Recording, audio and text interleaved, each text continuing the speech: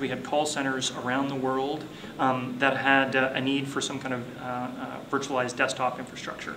So we decided to go down the path of doing that, mainly to allow us to better control desktop images so that we could run a central desktop image and not have to worry about distributed patching and security updates. It just allowed us to more effectively control this image. Then we started to hit some data center capacity issues, and it was logical that by virtualizing we could free up some space, power, and cooling costs by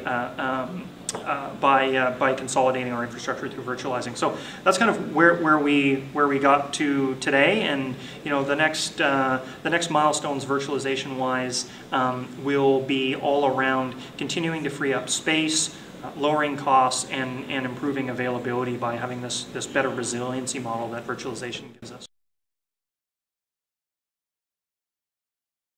I think that there's a lot of perceptions in the industry that unless you're 75% plus virtualized, then you're behind and you're doing something wrong. Well, the reality is, particularly with enterprises, particularly with carriers like Bell Canada, they're complex environments. They're national in scope. Some of them may be older. And there's real-world challenges around virtualization, and we've seen some of those. We get them. We understand them. We don't say that we have all the answers to fixing them, but we're down the journey of driving up that virtualization rate, and I think a lot of enterprises and even medium businesses and small businesses can relate to it. And I think it also demonstrates our capability from a customer-facing side. We've seen the tough issues. We've seen the tough security issues. We've seen the tough networking issues.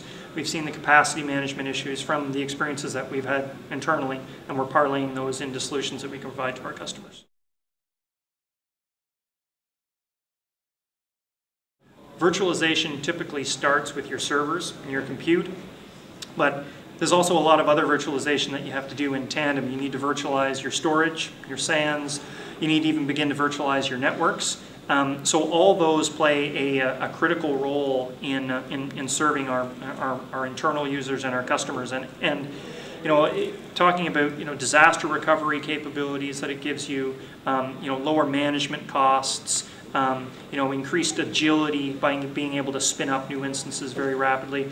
It's definitely very, very important for enterprises.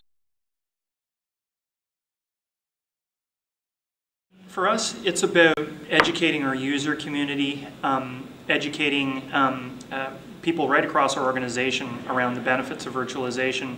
Everything from the real-world power and cooling cost savings, the savings of not having to expand our data centers. Also educating people on the reliability and availability of virtual solutions. There's a lot of people who still think dedicated solutions are the way to go for mission-critical environments. So there's a big education factor to make sure that you can get people's comfort. And clearly you need to start off with a less mission-critical application that you virtualize. That's number one. I talked before earlier today about having some capacity available. It's key to have some virtualized capacity available that you can spin up quickly. The last thing you want to do is extol the virtues of virtualization and the rapid times to spin up, only to have to come back to your customer and say, well, I've got to order a couple more servers or a couple more switches or a couple more blades or licenses. You got to have some capacity to make it very, very easy for them. The last thing is around making sure you benchmark your applications in terms of which ones are suitable for virtualization and which ones aren't, because there's going to be some that aren't.